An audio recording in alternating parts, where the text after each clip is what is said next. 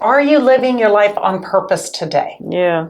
You know, okay, you don't have the nice car, you don't have the great job that pays money, you don't have, a pocket full of cash, but do you have shelter and food on your table? And, are you making connections with people and have joy in your heart? Because if you could go along your life and make connections with people, and I mean just deep, loving connections with people, like you will have a great life. Yes, absolutely.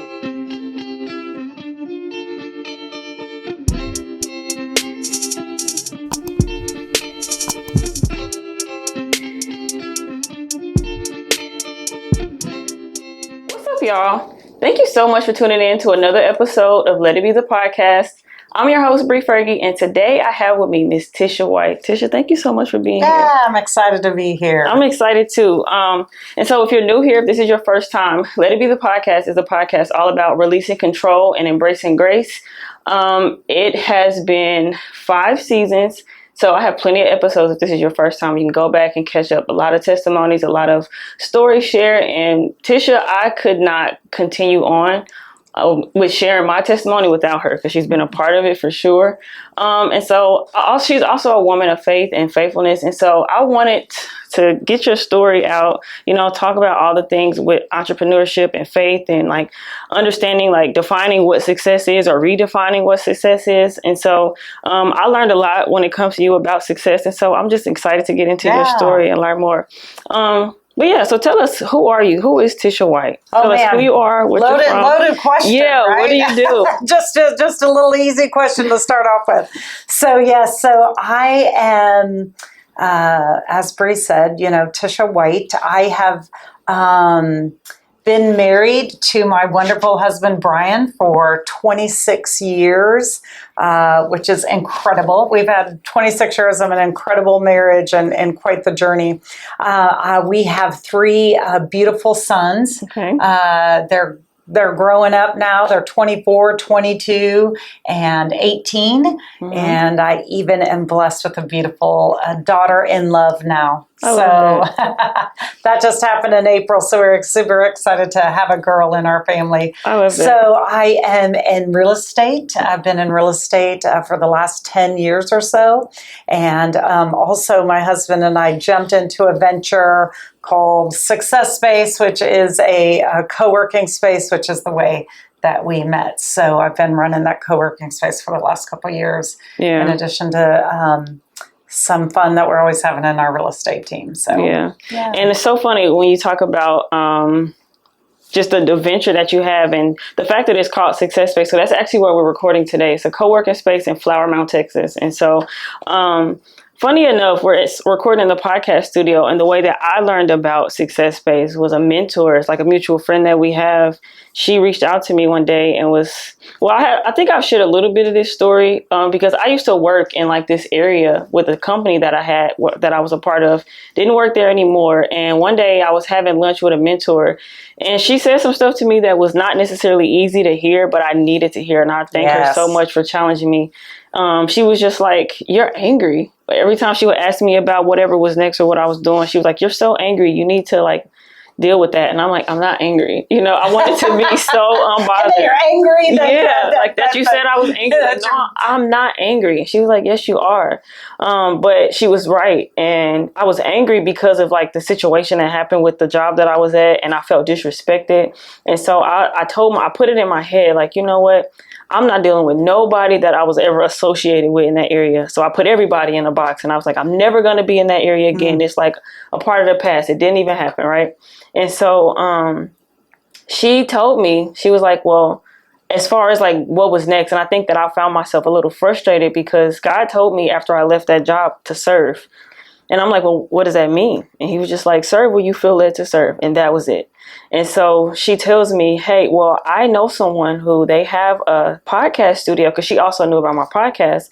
She was like, they have a podcast studio, and I told them about you, and she said you can come up and record in their studio.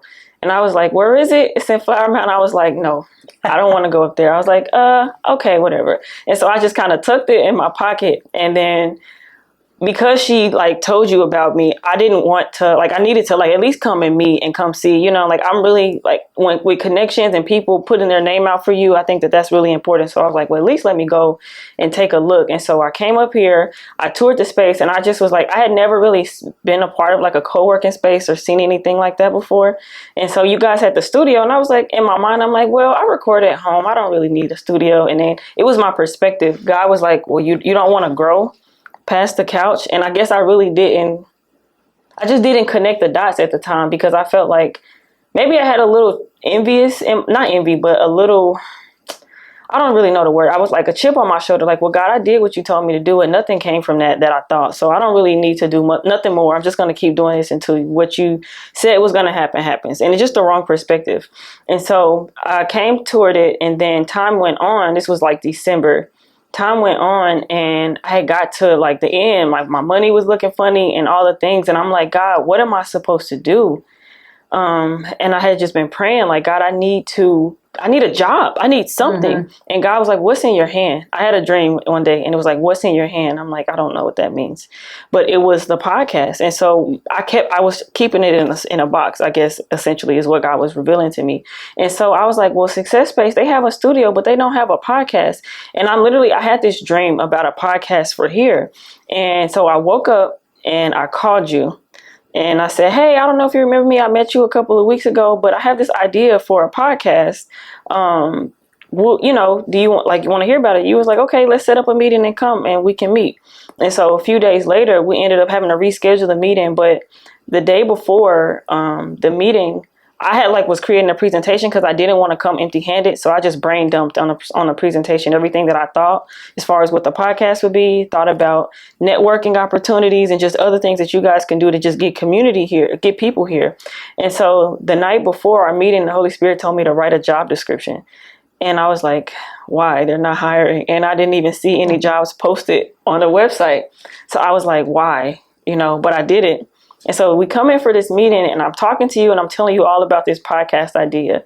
And you're like, yeah, that's great. She was like, so what are you doing nowadays? Like, are you working? Are you looking for work? And I'm like, well, okay. Do you remember that? I remember. Okay. That's a long story. That's a long story. Yeah, I know. How we met.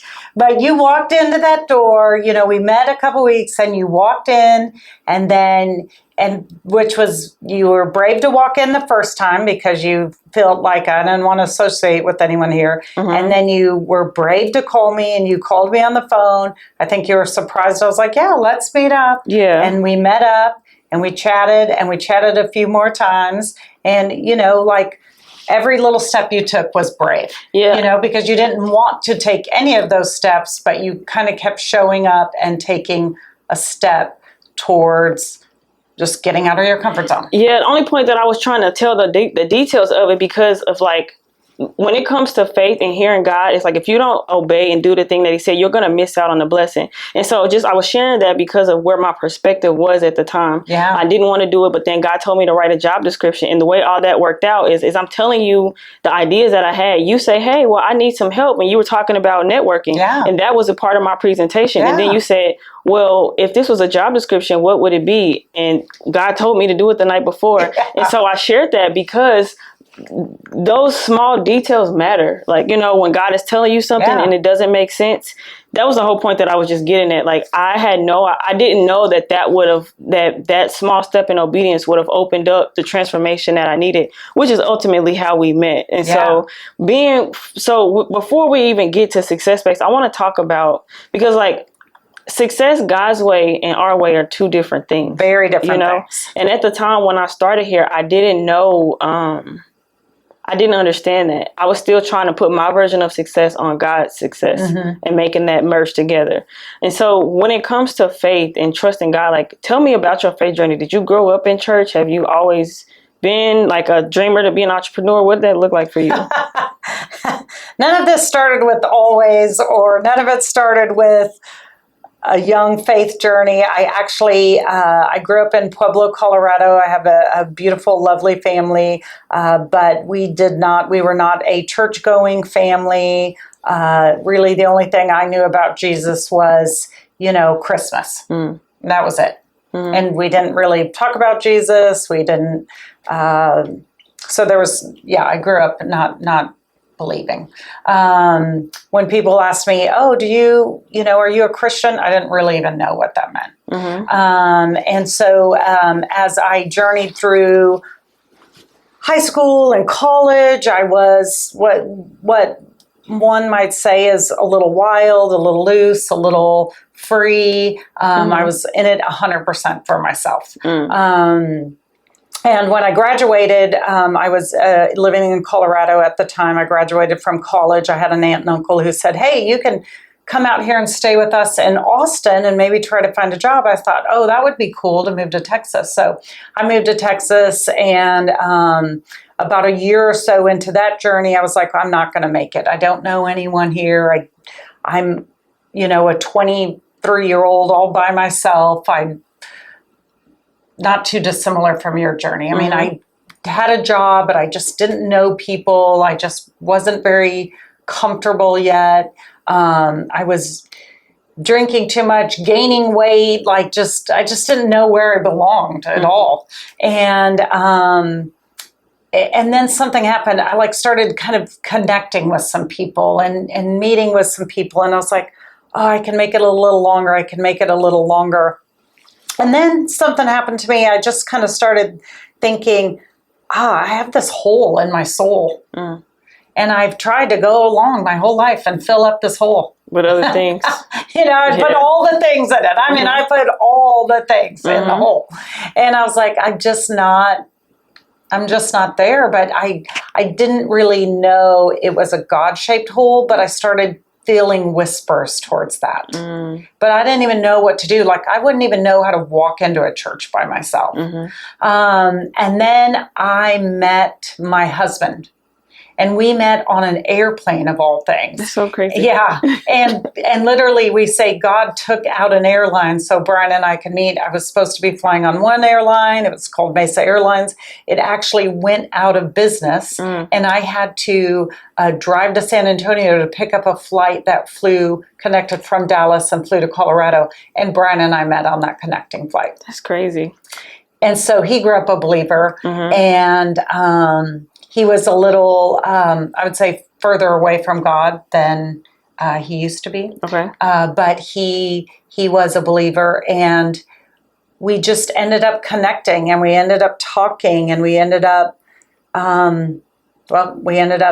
being together. And he was like, let's go to this little church. We ended up moving to Florida together, and he said, let's go to this little startup church. And we started going to this little startup church, and God was just speaking to my heart at that time. So that's how I became a believer. You know what? I just think that's so interesting when we think about marriage and waiting and wanting a partner and all of this. It's if God has somebody for you, he will take out an airline so that you can meet them on an airplane. That's so right. You don't have to try to make your way fit into God's box, because what is for you literally is for you. Yeah, I mean, people just love that story, right? I mean, who meets on an airplane and ends up, having a lifetime love with each other? I mean, it's pretty rare, and it was really rare for me. I mean, there were several times I fought it, several times, before we got married, that I was like, no, he's not the right person for me, or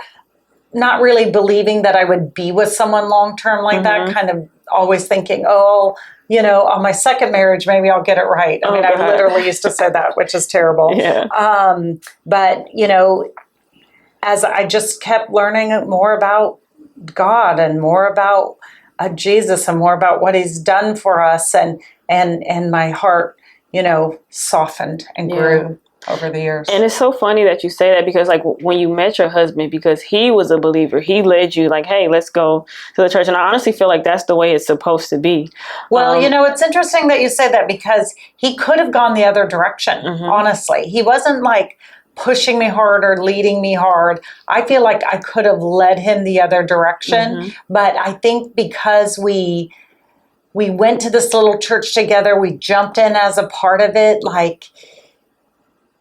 you got in community? We got in community together. I would often leave that church feeling angry, by the way, because, speaking of anger, I just was like, I'm a good person. Like, I don't like that. Sometimes these messages would just leave me feeling angry. So I was like, how do I know this word is the truth that I just heard, but it left me feeling angry. Yeah. And he would help me with that because he didn't have that, because he grew up, believing, and he grew up doing youth groups and going to church. And so he would really help me balance that out and get to the truth, because we would talk a lot about that. Yeah. Did you get, like, with community, did you get involved? Did you serve? Like, how, because it's one thing for somebody else to have faith. It's like, I'm doing the right thing, but it's a personal decision for you too. So, what's interesting is, so when we met, I lived in Austin and he lived in Florida at the time. And I ended up moving to Florida to be with him. And in Florida, it was where we were was just a very, it was just a Bible thumping area. I mean, people would meet you and they'd shake your hands and they'd be like, "Oh, it's so nice to meet you. Where do you guys go to church?" That would be the first question that they asked. Yeah. And I was like, what is happening? I went from Colorado to Austin, and that was not the first question people asked. But we ended up in this area, and we were only there for a short period of time, like 6 months before we moved back to Austin. But again, that was God's journey for us, because if Brian would have come to Austin first and stepped into my world and my lifestyle, it might have been different for us.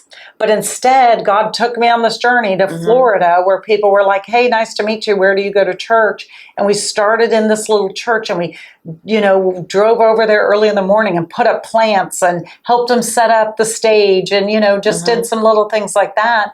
And they were young and just getting started in it. And so it was just an incredible journey to go through.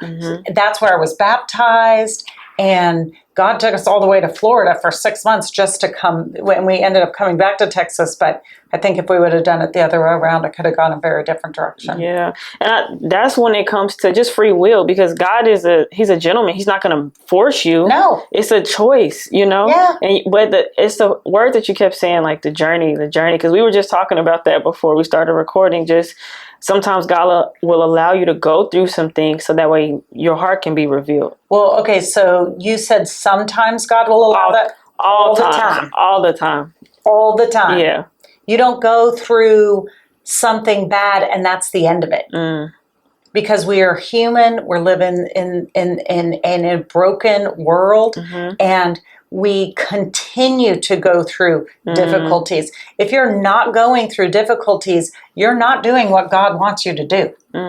Because you're just sitting around waiting for things to happen, or you're afraid to go out and do something because, I don't want to get hurt again. We talked a little bit about that. I don't want to get hurt again. I'm protecting myself. Well, God doesn't want you to protect yourself. God's not doing things to you. He's doing things for you. Yeah. So if you can have this perspective of, maybe God's not doing this to me. Maybe he's doing it for me. Yeah, that's good. And like when I was sharing with you, since I'm I'm not with Success Space anymore, but the time that I got here, when you said, "Hey, let's just see what happens." Yeah. And I was like, okay. And I didn't realize at the time that God was revealing to me, you still don't trust me.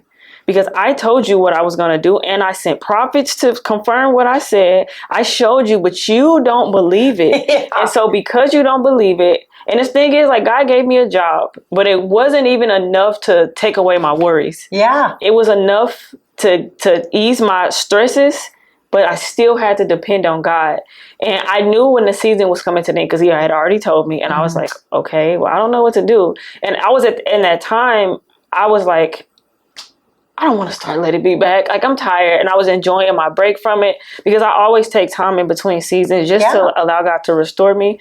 And I was just like, I don't really want to. But God had already told me what to do. That you're doing it. If I would have stayed here and stayed in a routine, I wouldn't have we wouldn't be watching this again. Yeah. Because God already told me. But when he takes you through the journey to allow you to be processed, it's like, hey, this is what's still in your heart. Oh, there's some unbelief there. Oh, there's some forgiveness there that you need to have. Oh, there's some healing that you need to address there. Oh, okay, I'm going to walk you through it. And I was saying to you and someone else, like, I thought that my surrender, I thought that me turning down my dream job to work at a big radio station, and, I thought that because I gave that up and said, okay, God, I'll follow you, that he would in return give me the even exchange of like, okay, well, I don't have this. Or even when it came to me moving here and working in corporate, and then God said, hey, yeah, don't worry about working right now, just serve and I'll provide for you.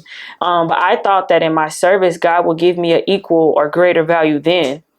And that's not what it is. That's not how it works. And that was my perspective. And so because that was my perspective, I'm like, man, like, God, I don't want to do this no more, because it seemed like you need a little help. So let me at least work. I'll still do what you said. And he's just like, go ahead, since you know everything.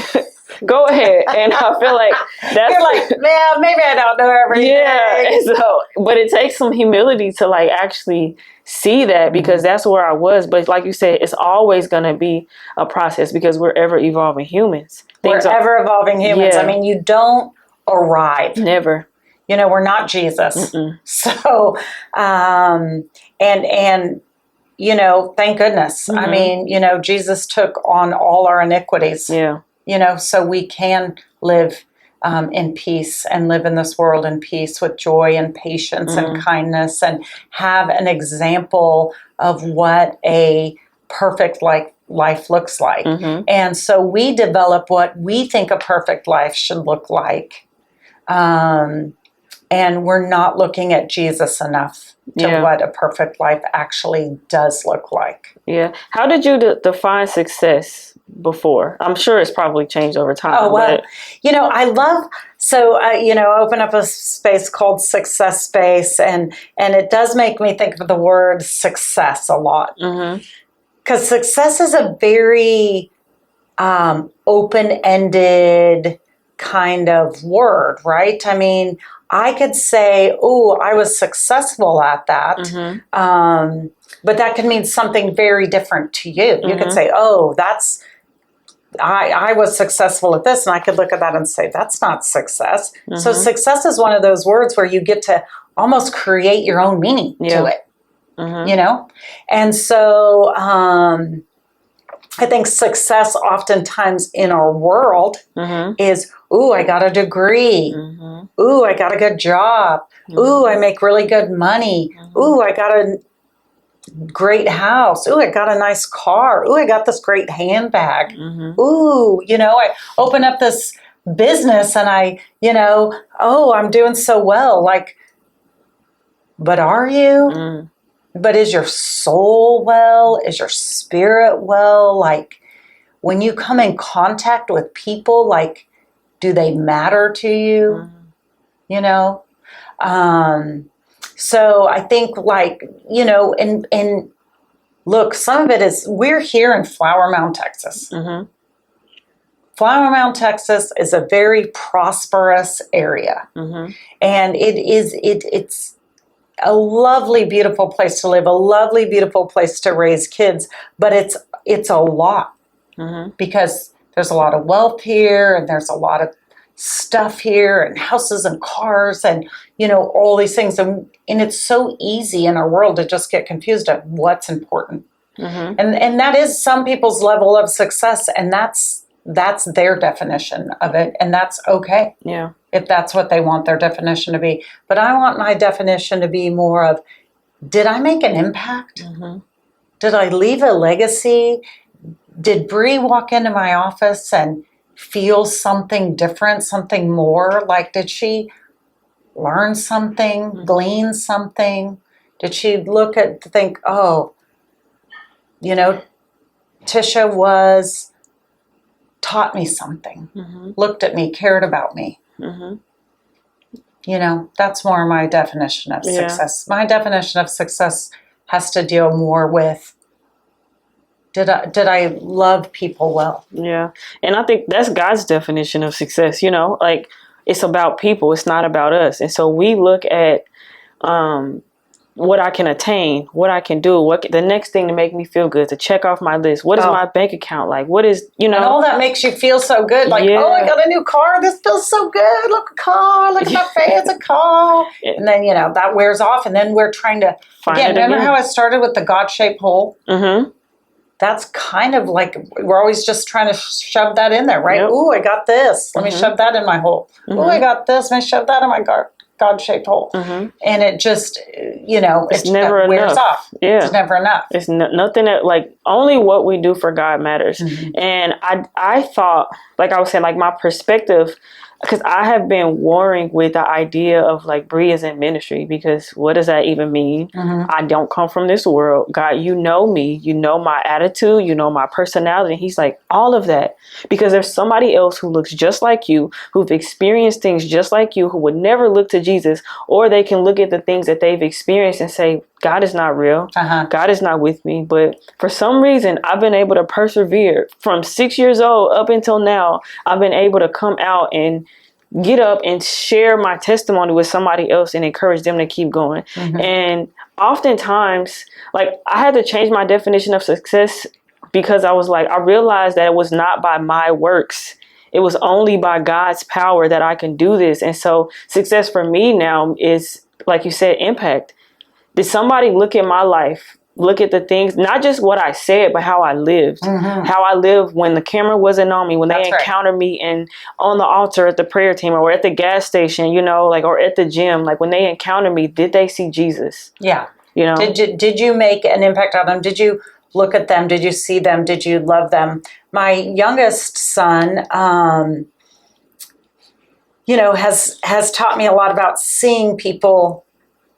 He does an incredible job of, like, when we are, let's say, just walking through the grocery line, or this one time, I'll give you this great example. We were at the state fair, mm-hmm. and we're walking, through there, and there was a worker getting ready to take out the trash. Mm-hmm. And he looked at that man in the face, looked at him in the eyes, and said, "Hey, man, thanks for all you do. You're doing a great job." I mean, that bust me up. I mean, he was a 16, 17-year-old kid. Yeah. Looking at this man saying, "Thank you for what you do." And I think that is just evident of the type of mom that you are, the type of father that he has. He is such a joy and a light. He's always got a smile on his face. I love that. And that, I think that is success. You raise, because, like, I think the world of moms, and that's why I've been able to, like, I see my mom in such a different lens, because moms are, I think, superheroes. How do you manage, you are responsible for baking a human, and then you bring them into this world, and then you teach them morals. And I mean, you help them cultivate their morals and their values, and you help them become great people. And then when you get to see the fruit of that, it's like, wow. I think that's amazing. Being a mom is one of the most amazing gifts. And we all get to actually experience parenting in a way, because mm-hmm. you can influence and love on and nurture people no matter what, whether or not you birthed them or not. Mm-hmm. That's a gift and a joy that God gives us. But I was able to, have 3 children of my own, and they just taught me so much. I mean, it was just such a journey with them. And I was very blessed to be able to stay at home with them for a while. Mm-hmm. But we talked about anger mm-hmm. a little bit. Like when I first had them, would find myself angry a lot, yelling at them, just overwhelmed. Like, in my mind, I thought it was going to be one thing, mm-hmm. but in reality, it was so hard. Mm-hmm. It was so hard to, like, be home with them, and they would go nuts, and then I would go nuts, and I would be exhausted, and mm-hmm. then I would find myself angry and yelling at them. And it was a journey to learn how to parent well. Yeah. I didn't do it well at first, but as I journeyed with God, I learned more about how to be a better mom, how to be a patient mom, how to love them through things instead of push them towards things. Yeah. And, it's a real balance between really parenting them and giving them a lot of, like tools, and then also letting them find themselves without letting them just go wild. Yeah. So it's a patience and practice and trusting God. And you know what? I think it's just funny as I'm listening to you describe that. That's how God is with us.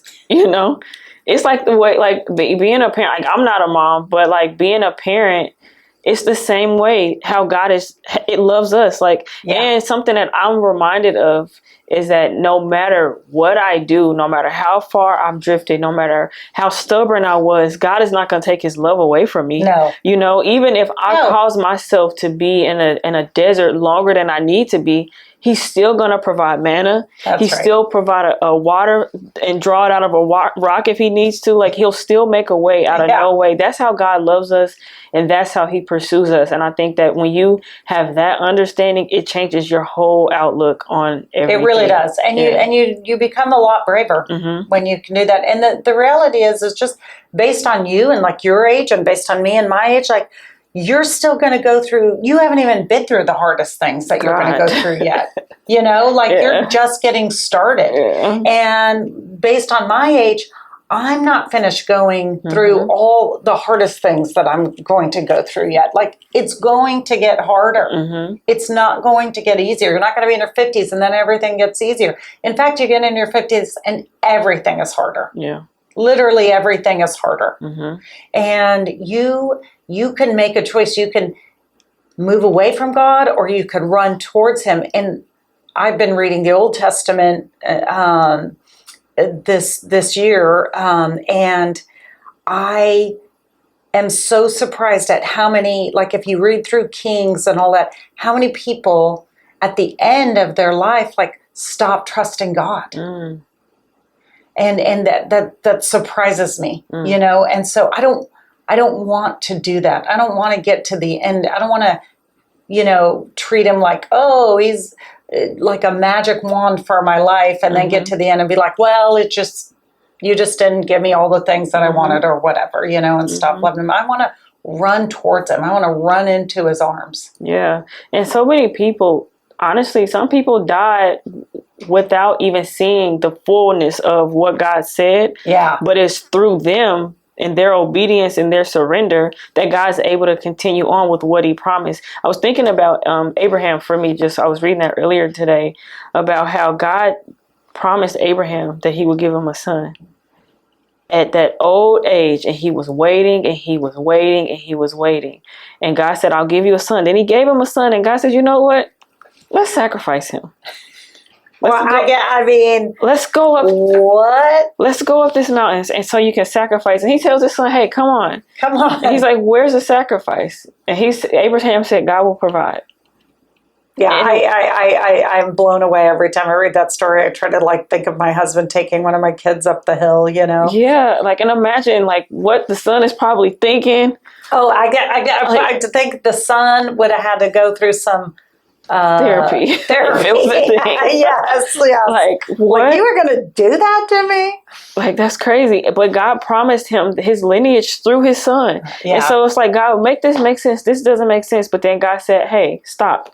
He sent the angel to say, hey, stop.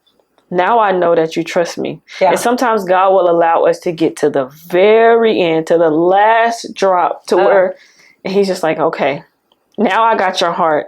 Now I got your attention. Now I know that I know, but I also see that you know that you know. And I think I find myself there now, because it took me, like I was saying, I was a little grieved that I didn't fully submit my belief in God and his willingness to do everything that I needed before it got to the point that I'm at right now. Yeah. Though I'm grateful, though it's going to make for a greater testimony, when I share. Well, good thing you have a podcast to share your testimony. Yeah, but I'm grateful for the lessons that it's taught me, but I'm also a little grieved because it's like, at what point in history has God ever not did what he said he was going to do? Yeah. Do you think that you are the first person in history that God is going to be like, you know what? Just kidding. I changed my mind. I'm not going to keep my word. We were talking about Abraham and then our own journeys. And it seems, if you look at today's world, we're living not to die, which is the weirdest thing to me because we're going to die. It's like, some people are like, oh, don't talk about death to your children. That's morbid. What? Yeah. Like, what are you talking about? Like, we're living not to die. That's very different than living for God. Yeah. Because we are going to die. Again, someone watching, oh, well, that's morbid. I don't want to check that. No, But I mean, it's an honest space. We are going to die. You don't know when. Look at the world we live in today. You don't know where. Yes. We've all died. Yes. 100% of us have died. Yes. But where are you going to go afterwards? You know, and are you living your life on purpose today? Yeah.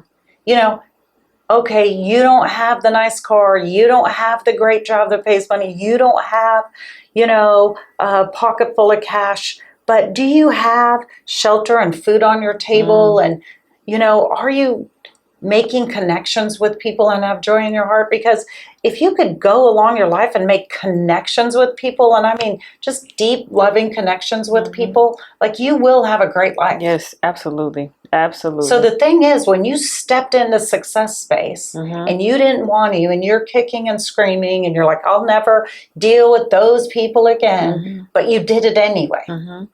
And then I don't want to call her. I don't want to call her. I don't want to call her. You did it anyway. You know, these are next steps. These are small steps.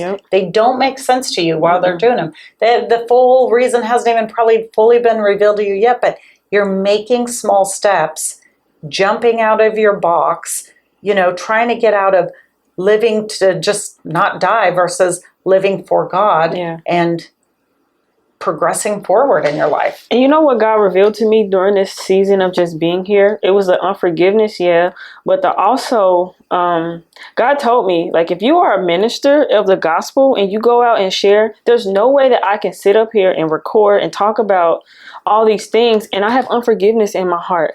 True. How can you do that with a good conscience? You know? And God is like, do you want to limit where you are because of you don't want to forgive? Like, how stupid is that? Yeah. Like, you want to make the decision of, okay, well, I'll do this for you, but not that. I'm just going to hold on to this. And parenting's the same way a lot of times. Like, we will give God a lot of stuff, but we're really not going to give him our kids. Like, we're not actually going to trust that he's going to do the right thing for our kids. So we're going to take control of that. I'm just going to take control of this piece of it.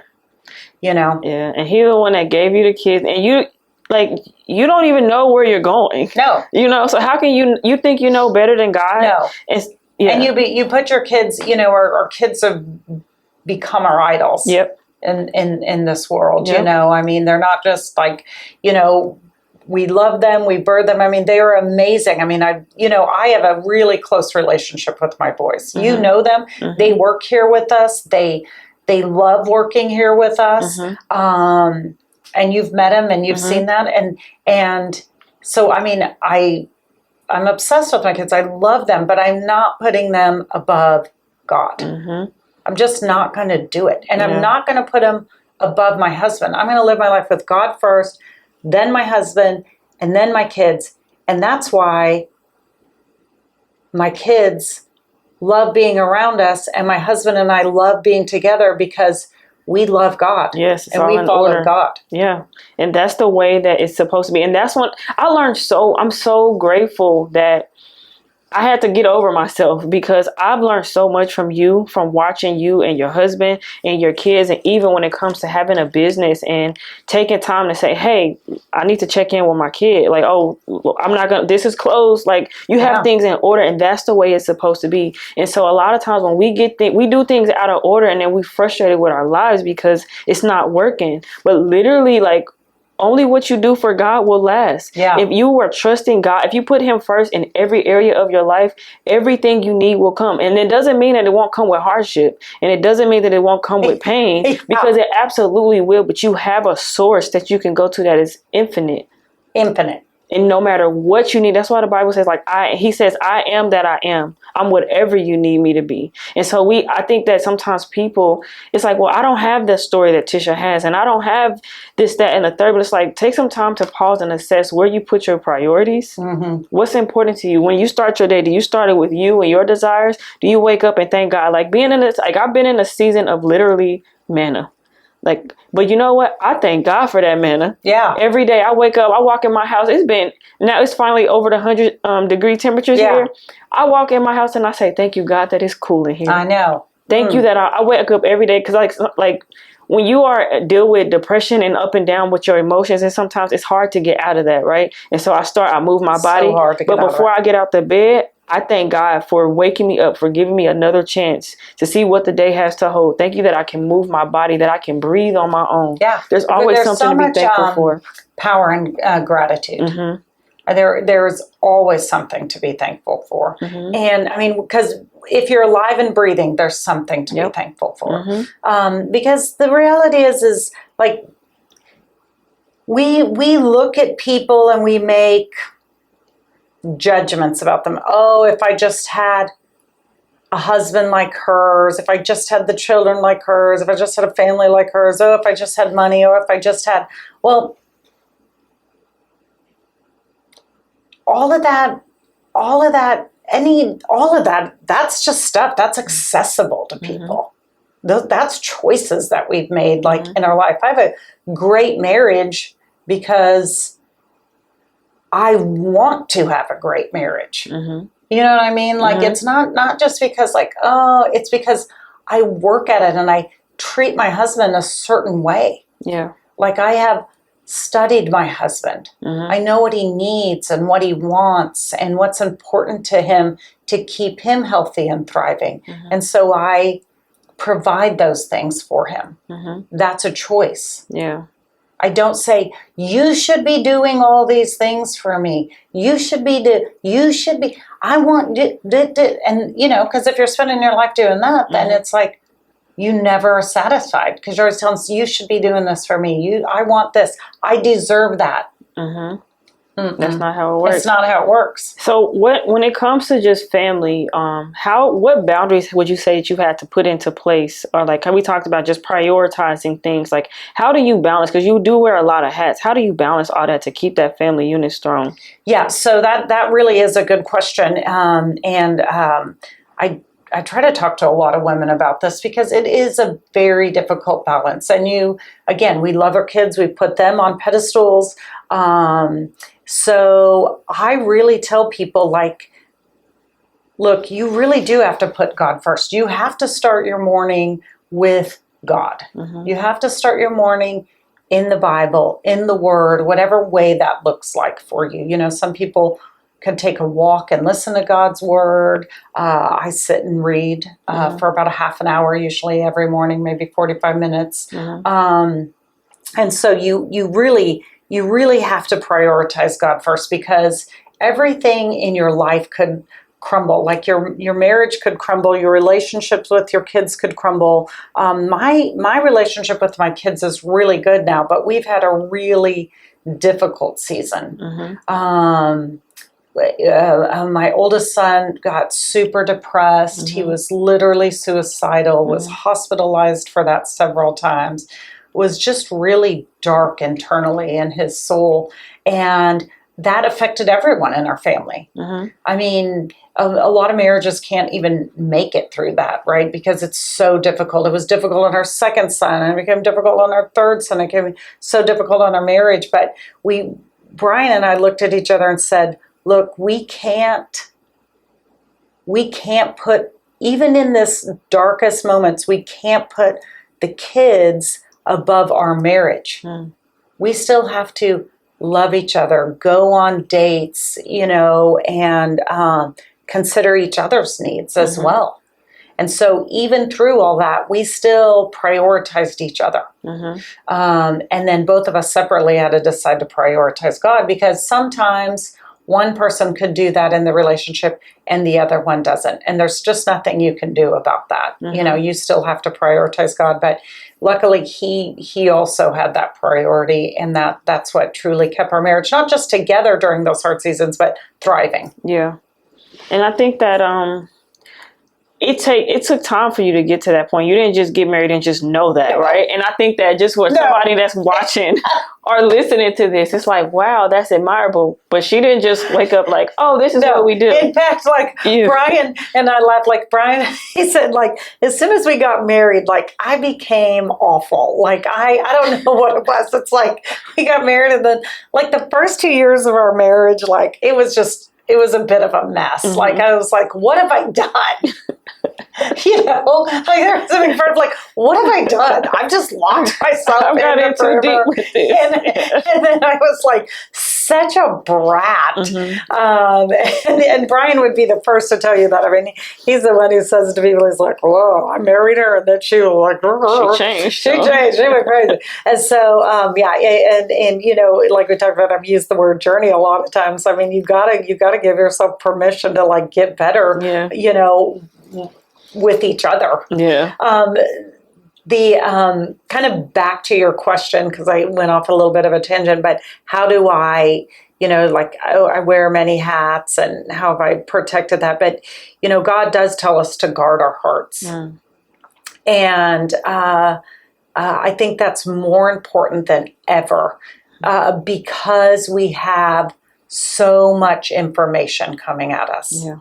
I mean, a wild amount of information.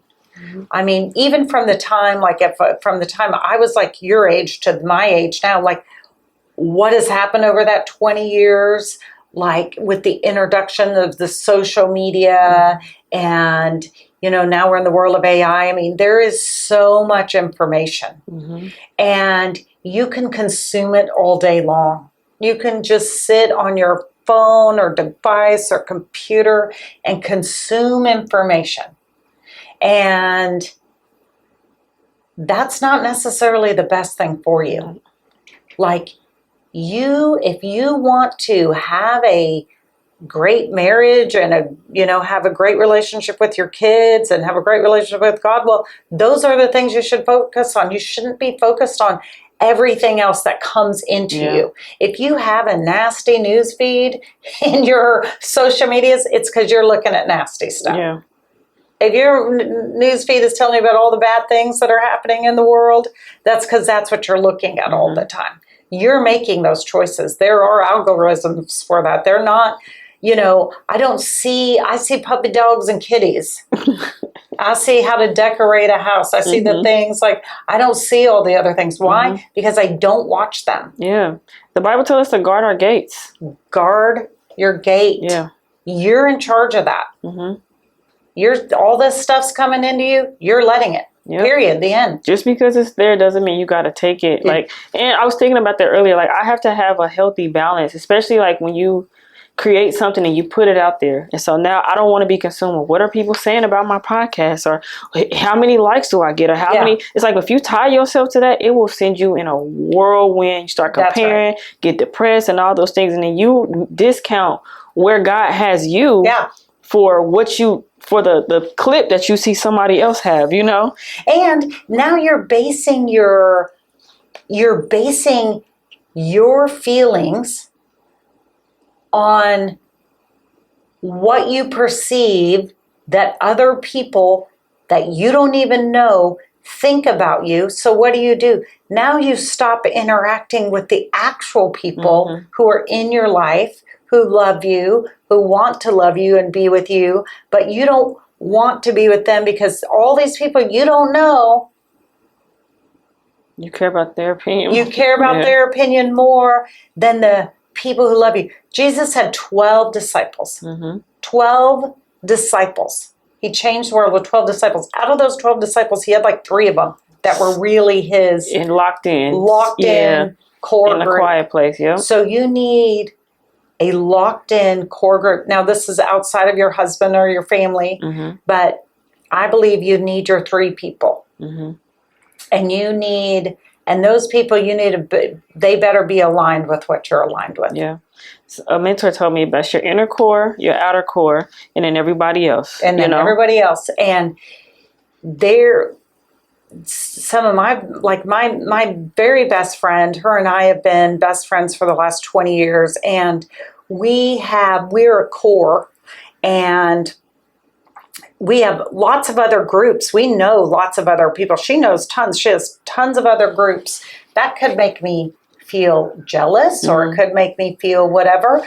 But we chose to make different decisions. We're a core for each other. We're support and helpful for each other. But we allow a lot of other great things to come into our lives as well. But you need a core group of people. Mm-hmm. You can't go live in your life alone. Mm-mm.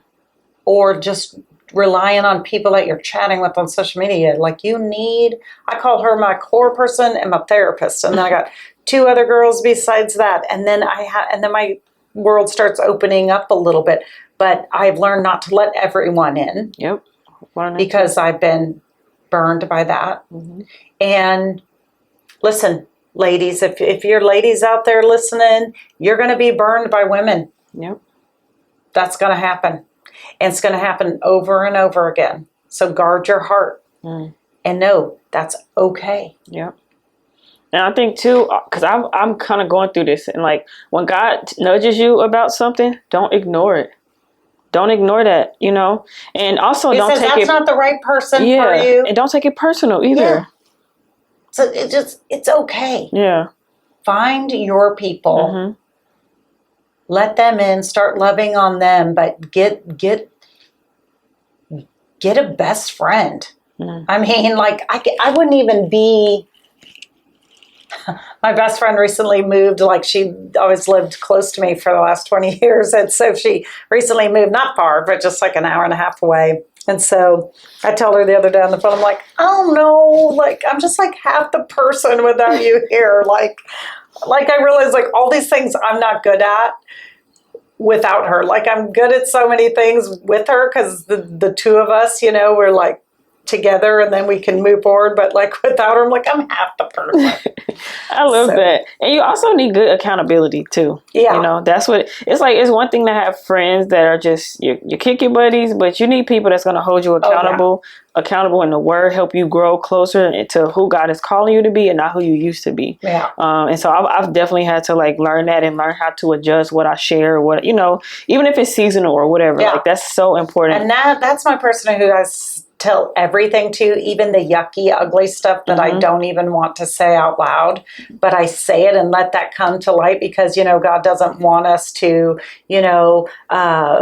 put a bowl over our light, He doesn't want it to cover up our light. He wants to like let our light shine. And Satan wants, to cover up our light. He wants to hide these little places in your heart where you're like, oh, I can't believe I'm thinking that. And then you put that aside and you let that kind of fester over here. And so she's my person that I just really tell everything to. And so she's like my best friend and my therapist and all in one. And so, that's important. That's an important way to proceed. To help you continue to guard your gates. And it made me think about just when it comes to doing things, because I want to talk about like real estate and I want to touch on like real estate and success space as well.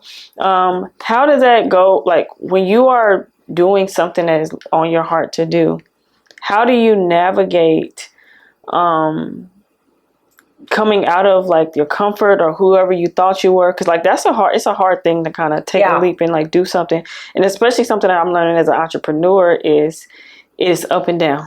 Oh. It's going to be a lot of up and downs. And so with that up and down comes mood swings. Oh. It comes doubt. Oh. It comes like so many things. So I'm curious, like when, like just as far as community and garden and we're talking about like social media and things like that, how have you been able to navigate that? How did you navigate that pivot? Well, it takes so much resiliency to navigate through that. Like it takes so much trust to like get up again. So real estate, I said it's been 10 years, but I guess it's been about 12 for me. And I was stay at home with my boys before that. And then a friend asked me, hey, you should really try out this real estate thing. And I mentioned it to Brian. He's like, do it, do it, do it. And I was just really kind of piddling around at it a bit. And then all that stuff started happening with my son. And my husband was a traveling sales director for a big organization, and we needed to get him back home. And so, and I needed him there with those boys every night because it was getting dark. And so he left his corporate job and came into real estate. And oh my gosh, did our life change? And it has been like this, and it's been so crazy. I mean, here we are, you go from a job with a paycheck and security, at least what feels like security, right? You're getting worldly security.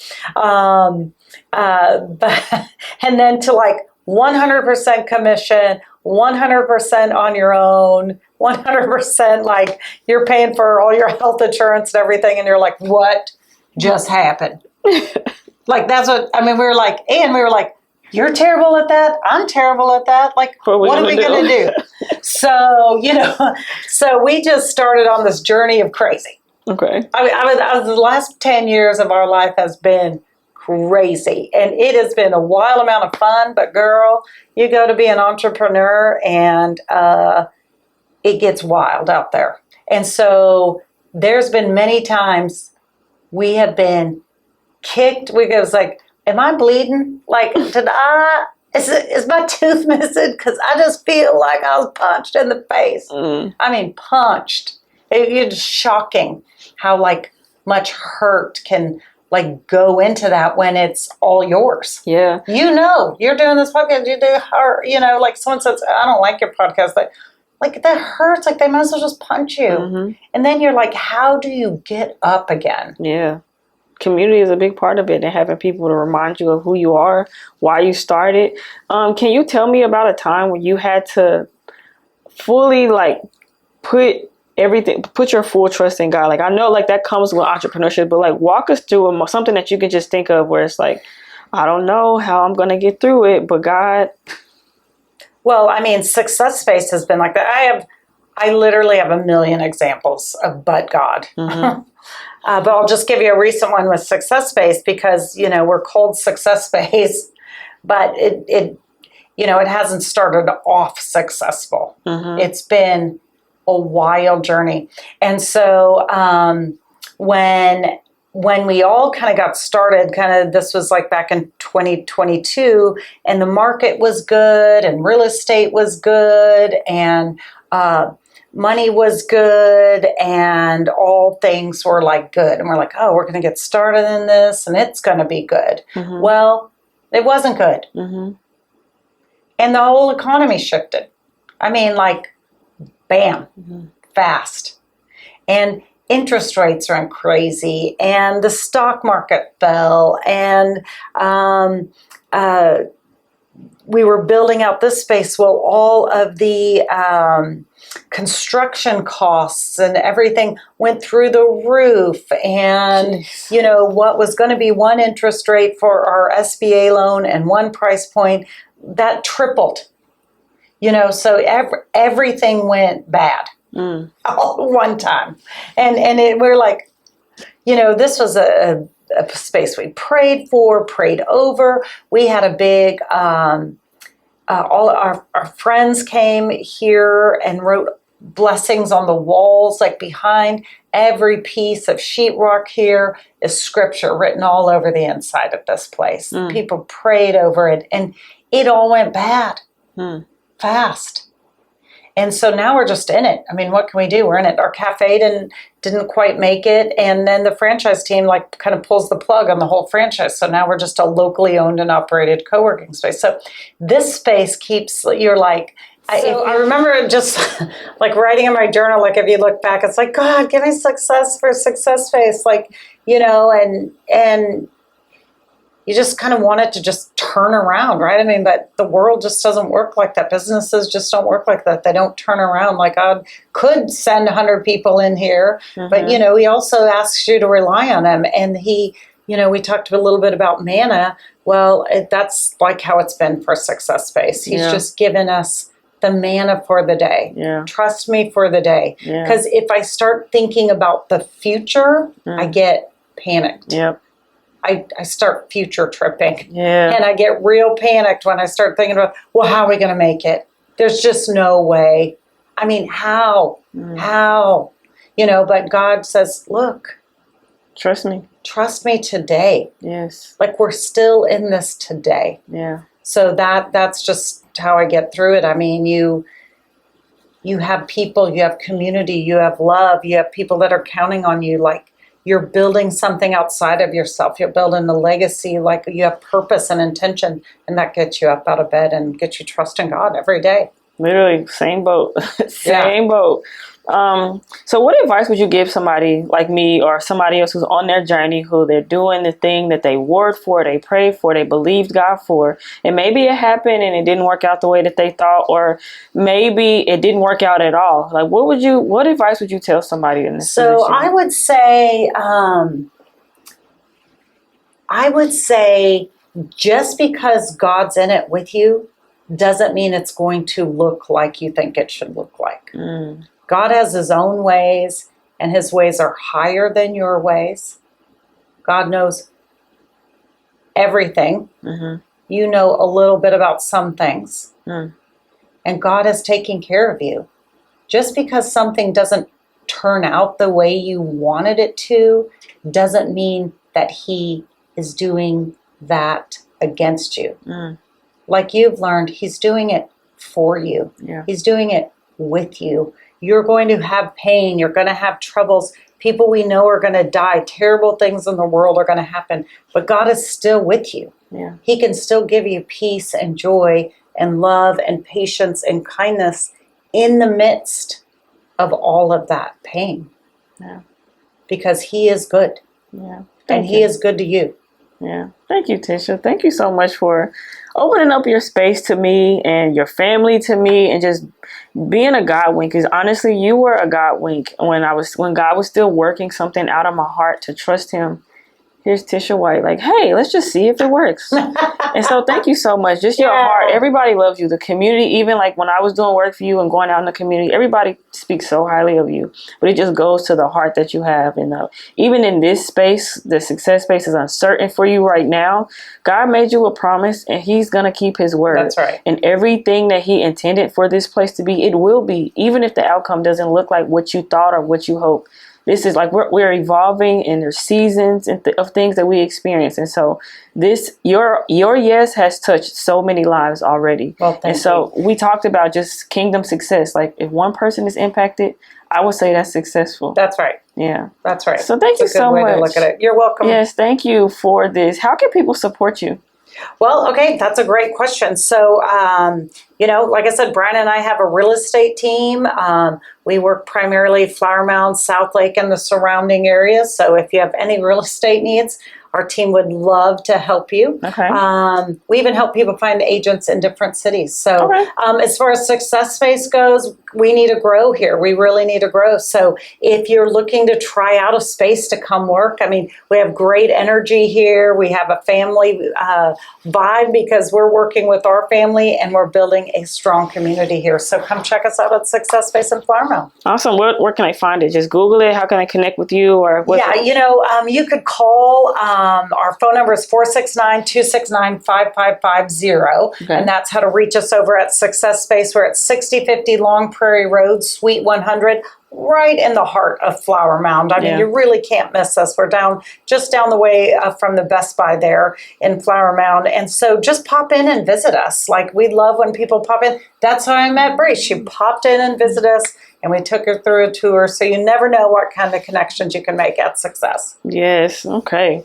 Well, thank you so much for tuning in. I hope that this conversation has spoke to you, met you where you were. I hope it's inspired you to maybe ask God, like, hey, God, help me redefine my definition of success, because there's only so much that we can do on our own anyway. And so I pray that it encouraged you. If you like this, please subscribe to the YouTube channel. You can find Let It Be on all streaming platforms. If you want to connect with me, you you can visit my website at briefergie.com, or I'm on all social media platforms at briefergie.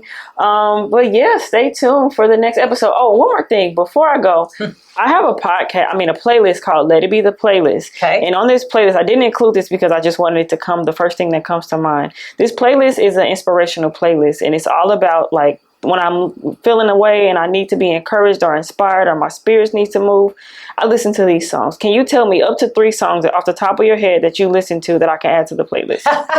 Probably not, because I'm terrible at knowing any song names. Okay. But I will say, like, this morning I was, I just played, I love playing this one. I love playing The Blessing by Carrie Job. Okay. Because I just could play that over and over again. I mean, Okay. And then I really love, I'm gonna forget the name of it. I'm gonna have to share it with you all later. But I'll add it. Terrible at knowing the names of songs. So you stumped me there in the last question. That's okay. Cool. Well, thank you so much for tuning in to another episode of Let It Be the Podcast. I'm Brie Fergie, and this is Tisha White, and we will see you next time. Bye.